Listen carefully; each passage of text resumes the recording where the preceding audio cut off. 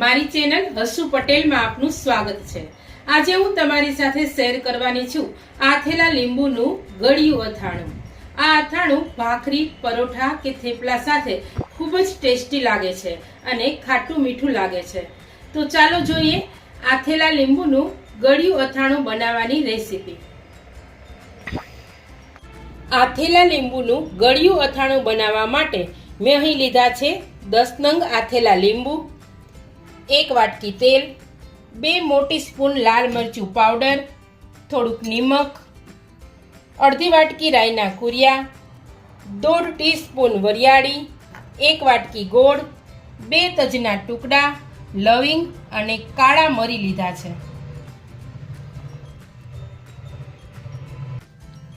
સૌપ્રથમ આથેલા લીંબુને પાણીમાં ધોઈ લેશું।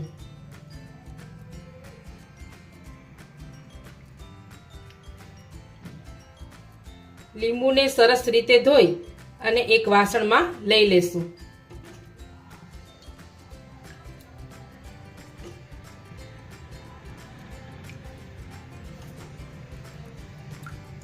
જે કોઈએ મારી ચેનલ સબસ્ક્રાઇબ ન કરી હોય તે સબસ્ક્રાઇબ કરજો અને આ વિડીયો મિત્રો અને ફેમિલીમાં શેર કરજો।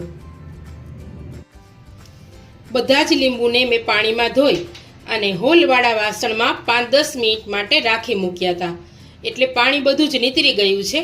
હવે લીંબુના જ્યાં કટ મૂકેલા છે ત્યાંથી આપણે તેને છૂટા કરી લેશું।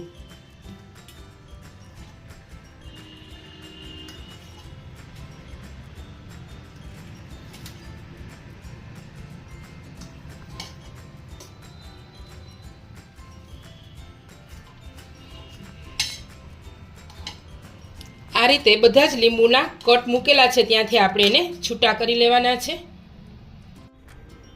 અહીં મેં બધા જ લીંબુના કટ કરી લીધા છે અને એક કડાઈમાં તેલને હલકું ગરમ કરી લીધું છે। હવે તેલમાં તજ, લવિંગ અને તીખા ઉમેરી દેશું।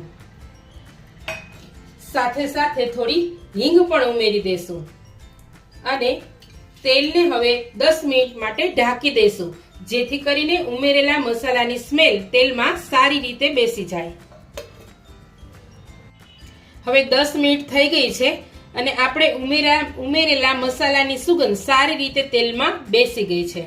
તો હવે સૌપ્રથમ આપણે રાઈના કુરિયા છે એ તેલમાં ઉમેરી દેશું। વરિયાળી અને નિમક પણ ઉમેરી દેશું। લાલ મરચું પાવડર પણ આપણે તેલમાં ઉમેરી દેશું અને સારી રીતે એને ચલાવી લેશું।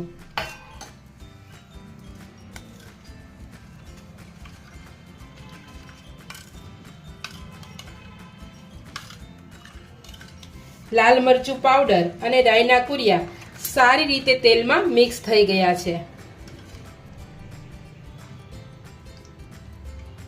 હવે આપણે ગોળ ઉમેરી દેશું।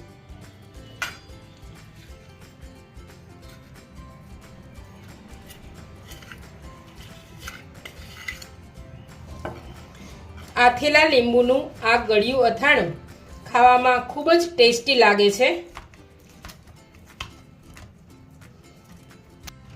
હવે બધો જ મસાલો છે એ સારી રીતે મિક્સ થઈ ગયો છે અને ગોળ પણ સારી રીતે મિક્સ થઈ ગયો છે। તો હવે આપણે જે લીંબુના કટ કરેલા હતા તે ઉમેરી દેશું।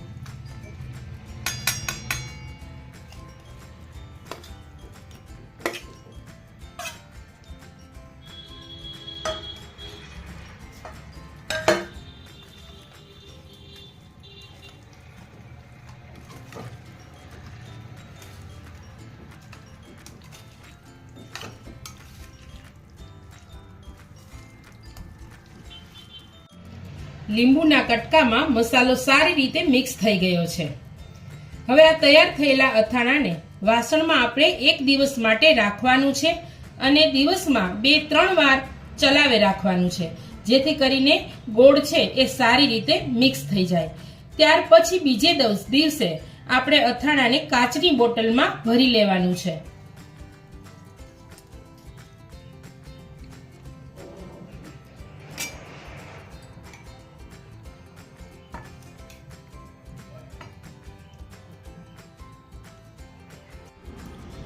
આથેલા લીંબુનું ગળ્યું અથાણું તૈયાર થઈ ગયું છે. આ અથાણાને 3-4 મહિના સુધી ફ્રીજમાં રાખી અને સ્ટોર કરી શકાય. આ અથાણું ખૂબ જ સરસ અને ટેસ્ટી બને છે. સાથે સાથે ખાટું અને ગળ્યું સરસ બને છે. તમે પણ આ અથાણું બનાવજો અને કમેન્ટ કરીને કહેજો કે કેવું લાગ્યું તમને આ અથાણું.